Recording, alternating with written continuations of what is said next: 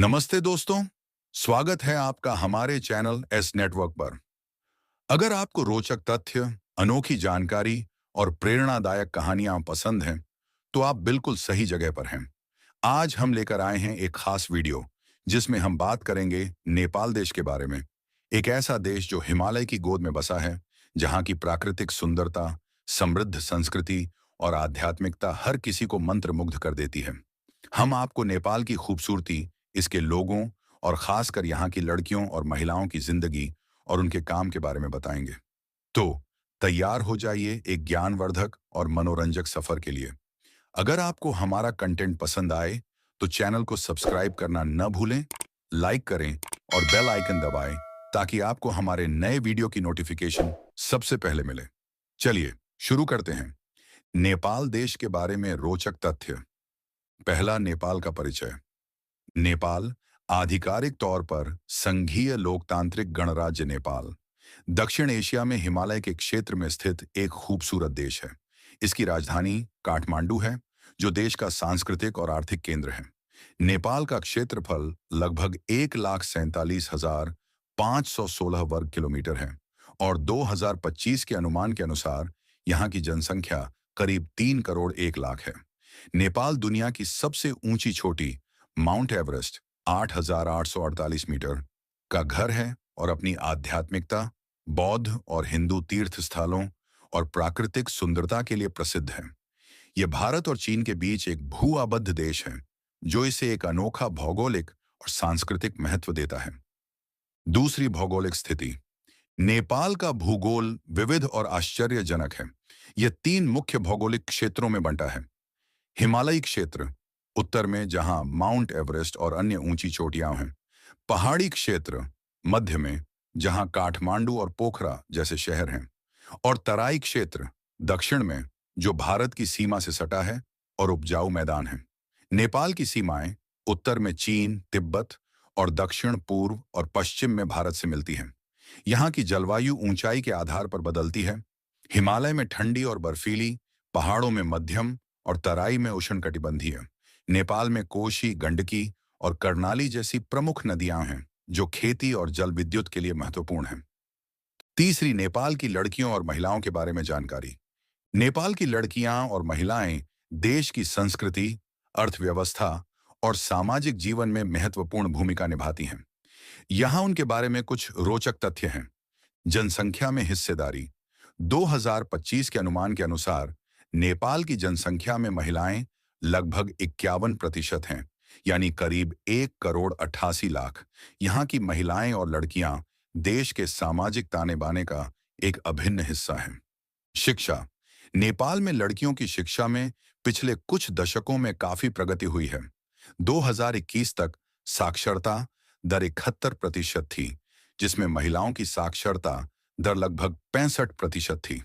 ग्रामीण क्षेत्रों में यह दर कम है, लेकिन शहरों जैसे काठमांडू और पोखरा में लड़कियां प्राथमिक, माध्यमिक और उच्च शिक्षा में अच्छा प्रदर्शन कर रही हैं। त्रिभुवन विश्वविद्यालय और अन्य संस्थानों में छात्राओं की संख्या बढ़ रही है, खासकर शिक्षा, नर्सिंग और सामाजिक कार्य जैसे क्षेत्रों में। सांस्कृतिक भूमिका। नेपाली लड़कियां और महिलाएं अपनी समृद्ध संस्कृति को जीवित रखने में माहिर हैं। वे त्योहारों जैसे दशैं, तिहार और बुद्ध जयंती में सक्रिय रूप से भाग लेती हैं। पारंपरिक नृत्य जैसे लाखे नाच और मरुनी नाच और हस्तशिल्प जैसे ढाका कपड़ा बुनाई में महिलाएं कुशल हैं। कई महिलाएं मंदिरों और घरों में पूजा पाठ और सजावट का काम संभालती हैं। सौंदर्य और फैशन। नेपाली लड़कियां अपनी सादगी और पारंपरिक सुंदरता के लिए जानी जाती हैं। वे साड़ी, कुर्ता और ढाका टोपी जैसे परिधान पहनती हैं। शहरों में युवा लड़कियां पश्चिमी और पारंपरिक फैशन का मिश्रण पसंद करती हैं। गहनों में नाक की नथ, चूड़ियां और मंगलसूत्र लोकप्रिय हैं। चुनौतियां। नेपाल में महिलाएं और लड़कियां कई चुनौतियों का सामना करती हैं, जैसे लैंगिक असमानता, ग्रामीण क्षेत्रों में शिक्षा और स्वास्थ्य सुविधाओं की कमी और बाल विवाह। हालांकि यह अब कम हो रहा है। सरकार और एनजीओ इन मुद्दों पर काम कर रहे हैं, जैसे बेटी बचाओ, बेटी पढ़ाओ जैसे अभियान। चौथी, नेपाल की लड़कियां और महिलाएं क्या काम करती हैं। नेपाली लड़कियां और महिलाएं विभिन्न क्षेत्रों में सक्रिय हैं और देश की प्रगति में योगदान देती हैं। यहाँ उनके प्रमुख कार्य क्षेत्र हैं कृषि और खेती। नेपाल की अर्थव्यवस्था में कृषि का बड़ा योगदान है और 70% से अधिक महिलाएं ग्रामीण क्षेत्रों में खेती से जुड़ी हैं। वे धान, गेहूं, मक्का और सब्जियां उगाती हैं। कई लड़कियां और महिलाएं मवेशी पालन, दूध उत्पादन और मुर्गी पालन में भी लगी हैं। तराई और पहाड़ी क्षेत्रों में वे खेतों में बीज बोने, कटाई और फसल प्रबंधन में काम करती हैं। शिक्षा क्षेत्र। नेपाल में महिलाएं शिक्षिका, प्राध्यापक और शैक्षिक प्रशासक के रूप में काम करती हैं। ग्रामीण और शहरी स्कूलों में कई युवा लड़कियां प्राथमिक और माध्यमिक स्तर पर पढ़ाती हैं। काठमांडू और पोखरा में वे कॉलेजों और विश्वविद्यालयों में शोध और शिक्षण कार्य करती हैं। शिक्षा क्षेत्र में महिलाओं की भागीदारी 40% से अधिक है। स्वास्थ्य और चिकित्सा।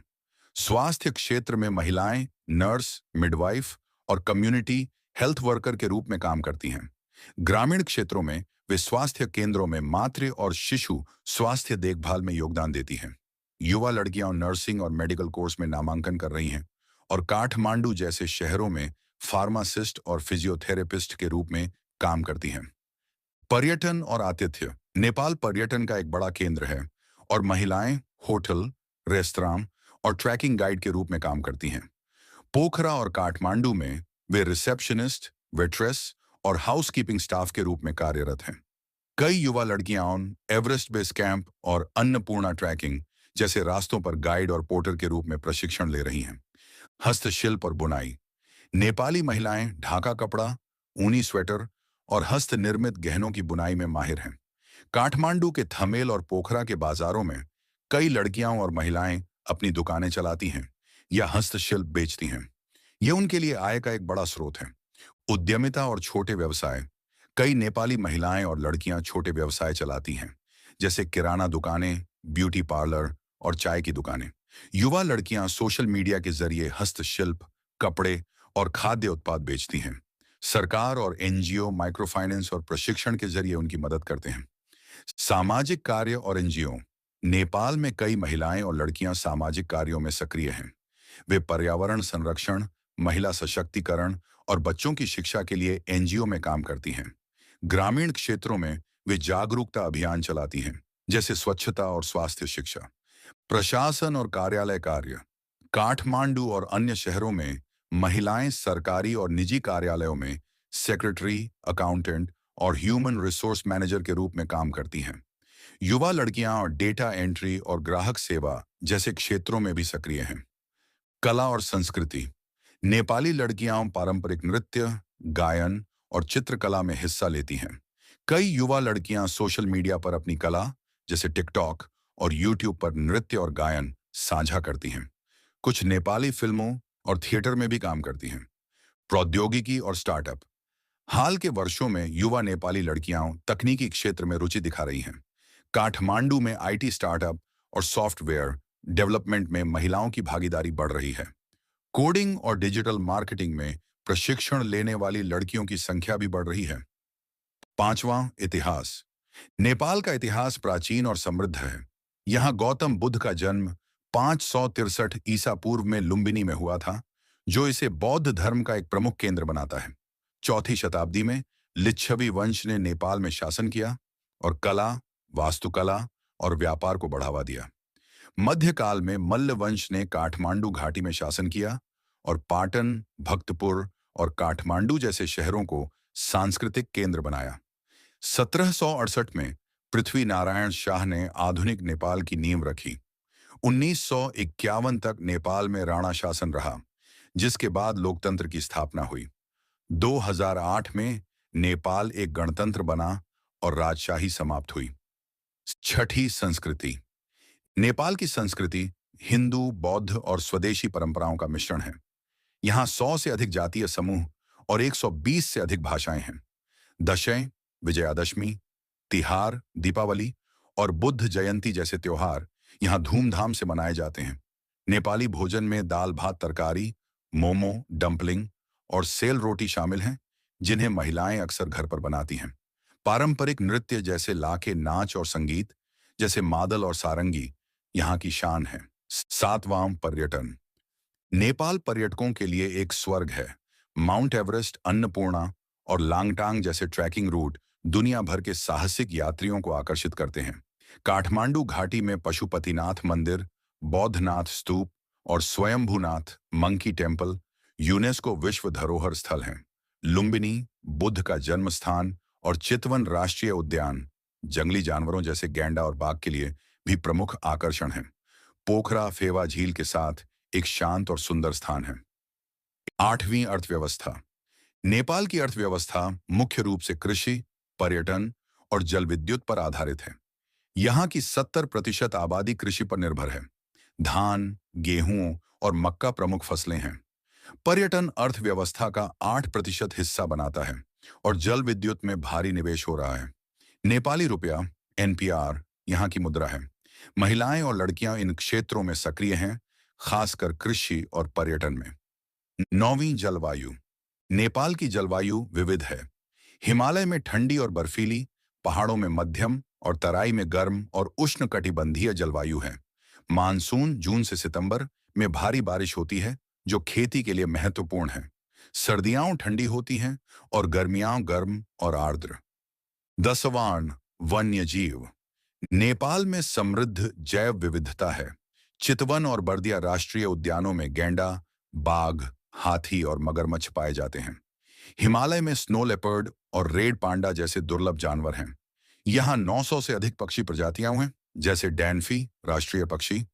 नेपाल में परिवहन मुख्य रूप से सड़क और हवाई मार्गों से होता है।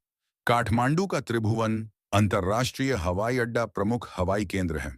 बस, माइक्रोबस और रिक्शा स्थानीय परिवहन के साधन हैं। पहाड़ी क्षेत्रों में ट्रैकिंग और पैदल यात्रा आम है। दोस्तों, उम्मीद है आपको नेपाल और यहाँ की लड़कियों और महिलाओं के बारे में ये रोचक तथ्य पसंद आए।